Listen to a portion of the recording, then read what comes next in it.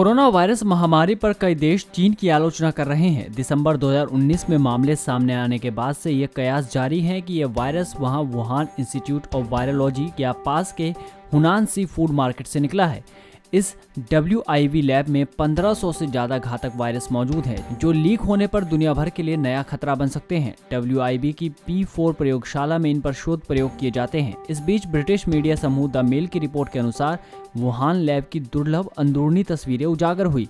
तस्वीरें लैब से एक भयावह रिसाव की ओर इशारा करती है, जिसे बीजिंग द्वारा छिपाया गया है। तस्वीरों में वायरस के 1500 अलग अलग प्रकारों को संग्रहित करने के लिए इस्तेमाल किए जाने वाले रेफ्रिजरेटर में से एक के दरवाजे पर टूटी हुई सील दिखाई देती है। इसमें बैट कोरोना वायरस भी शामिल है।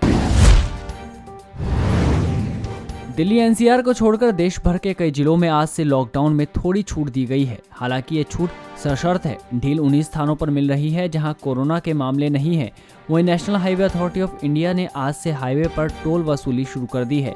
दिल्ली में छूट को लेकर मुख्यमंत्री अरविंद केजरीवाल ने रविवार को कहा कि छूट पर फैसला अगले हफ्ते किया जाएगा।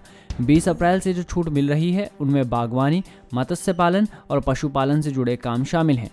वहीं बिजली मरम्मत के कार्यों से जुड़े लोगों के अलावा प्लम्बर और कारपेंटर को भी छूट मिलेगी। कई राज्यों में सरकारी कार्यालय भी खुलेंगे। गाजियाबाद, नोएडा, गुरुग्राम, फरीदाबाद में संक्रमण के मामले बढ़ने के कारण कोई छूट नहीं मिलेगी। वहीं सबसे ज्यादा प्रभावित महाराष्ट्र में कुछ उद्योगों को शुरू किया जाएगा।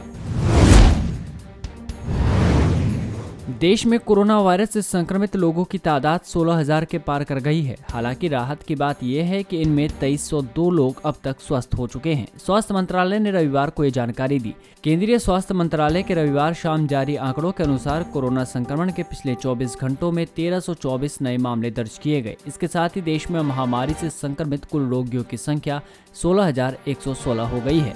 वहीं पिछले 24 घंटे में 31 लोगों की जान गई है। इसके साथ ही देश में कुल मौतों का आंकड़ा 519 हो गया। इस समय देश के विभिन्न अस्पतालों में 13,295 कोविड-19 रोगियों का उपचार चल रहा है। स्वास्थ्य मंत्रालय के मुताबिक देश में कोरोना से स्वस्थ होने वाले लोगों की संख्या में लगातार सुधार हो रहा है। संक्रमण से महाराष्ट्र में 3,651, उसके बाद दिल्ली में 1,893, मध्य प्रदेश में 1,407, गुजरात में 1,376, तमिलनाडु में 1,372, राजस्थान में 1,351 लोग वायरस का शिकार हुए हैं।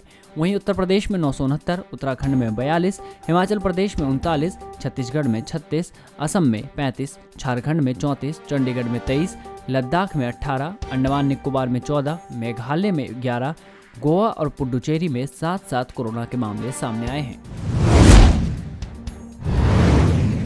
केरल, महाराष्ट्र समेत कई राज्यों ने लॉकडाउन 2.0 के दौरान 20 अप्रैल से अपने अपने राज्यों में सीमित स्तर पर कृषि और कारोबारी गतिविधियां शुरू करने का ऐलान किया।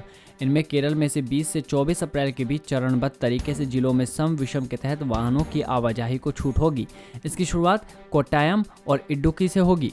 महाराष्ट्र में उद्योग भी स्थानीय मजदूरों के साथ काम शुरू कर सकेंगे। हालांकि ये सभी छूट केंद्र सरकार द्वारा 15 अप्रैल को जारी दिशा निर्देशों के दायरे में ही होंगी। संक्रामक महामारी कोरोना वायरस का एक और बड़ा खतरा सामने आया है। फ्रांस की राजधानी पेरिस शहर में पानी में भी कोविड-19 के विषाणु पाए गए। शहर के एक अधिकारी ने इसकी पुष्टि की है। अधिकारी सेलिया ब्लाउल ने बताया कि पेरिस के गैर पीने योग्य पानी में नए कोरोना वायरस के माइनस्क्यूल सूक्ष्म निशान पाए गए हैं। ये पानी सड़कों की सफाई आदि में इस्तेमाल किया जाता है। अधिकारी ने कहा कि फिलहाल पीने के पानी के दूषित होने का कोई खतरा नहीं है। ब्लाउल ने बताया कि पेरिस जल प्राधिकरण की प्रयोगशाला ने राजधानी के चारों ओर से एकत्रित 27 नमूनों में से 4 में वायरस की सूक्ष्म मात्रा का पता लगाया है। एहतियात के तौर पर इन केंद्रों को तत्काल बंद कर दिया गया। इसकी उच्च स्तरीय जांच की जा रही है।